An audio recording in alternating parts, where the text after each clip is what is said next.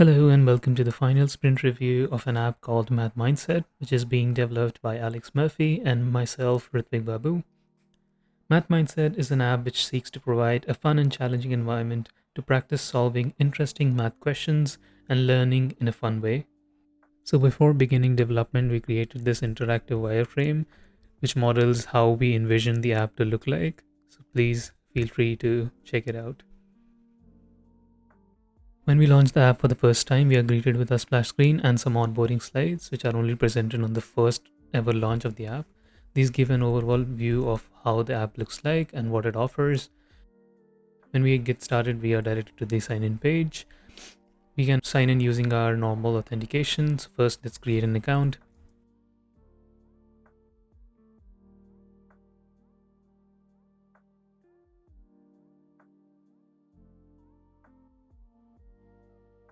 Once we register, this information is saved in our Firebase, and we can now log in using these credentials. We also have the option to sign in with Google. So if I click on sign in with Google here, it asks for permission first. Then we have all our accounts. Since I've already logged in using this account, when I click on this, it'll create the access token and we are directly logged in.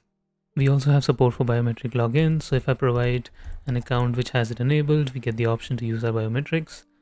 And with our Face ID, if we give a matching face, we are now logged in using our saved password. We also have the option for forgot password. So if you don't remember your password, you can enter in your email and hit on reset. So it'll get an alert and it'll send you a Firebase email which looks like this, where you can reset your password. Right. MathMindset allows you to track your learning progress with two quantities known as the streak counter for solving problems of the day and primes, which increase for solving questions in general. These quantities are used to determine where the user is placed on the leaderboard. Currently, I am at the end of that. You can see the users with the most primes and the highest problem of the day streak. Now, if I go and solve the problem of the day, it's a randomly generated question from the list of topics that we've created. Here's an example of the wrong answer. It tells me to try again. Here's the right answer. I will allow notifications, which I can demonstrate later. And as you can see, the problem of the day is grayed out because we can't solve it until the next day. For solving the problem of the day, I gained +1 to my streak counter and +10 primes. Now here's just a peek at the list of topics we've generated. This is the wrong solution. There's other wrong solutions. And there's the right solution. Let's show you the other categories. We're just going to guess here. Okay. And solving the first problem is giving me primes as I go. And the star count goes up to 10, at which point we will be able to take the quiz once we solve 10 problems of a given topic. Here's the right answer, but I'll show you the wrong answer first. There we go. And going back to integral, which has the most progress to make this quicker. Right here is the right answer.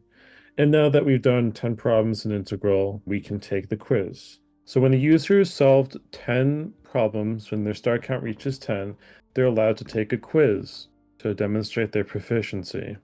So we'll just randomly select these. And when we're done, we get our score and we're taken back to home. And the app will track the user's best score so that they can continue practicing their skills. That time, which is defined by these constants, would be 8:14. So that's why the counter only has 2 minutes on it and not 24 hours. I will solve it again once this countdown expires, just to show you that it actually will reset to 24 hours. Once the countdown reaches 0, the notification will appear while I'm using the app, and the countdown will be once again replaced by the blue solve button.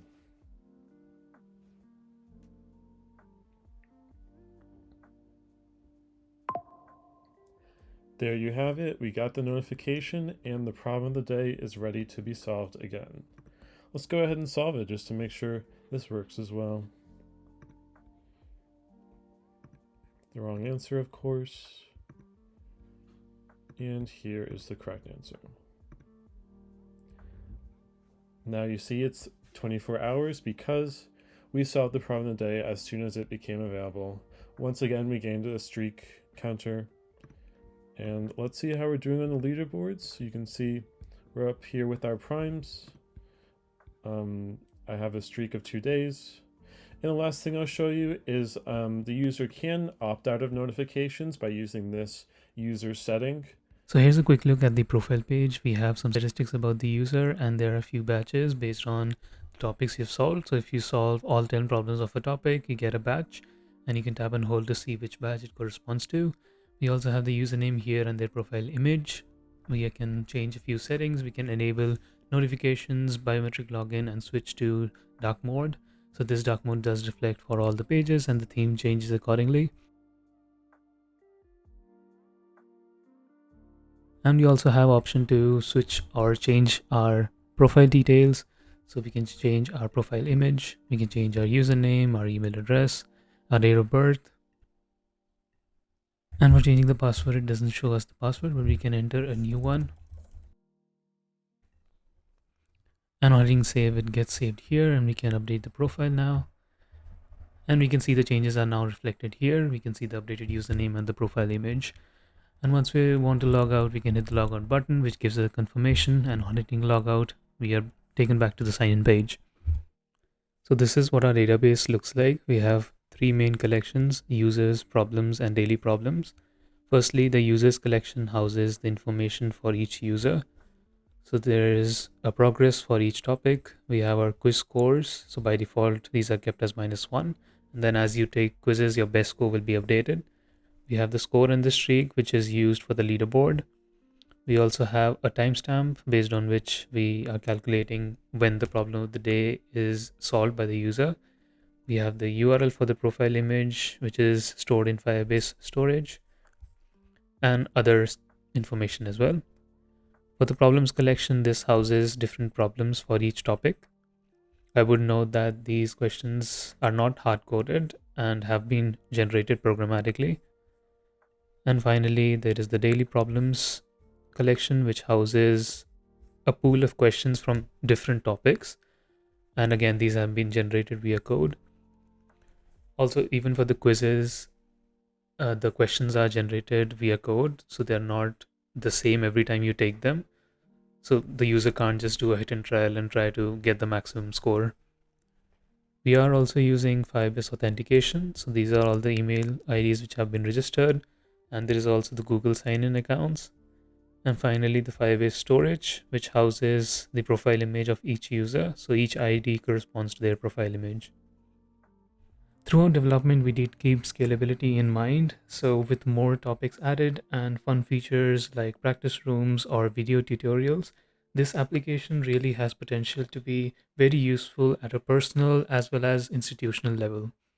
Thank you for watching our final sprint review.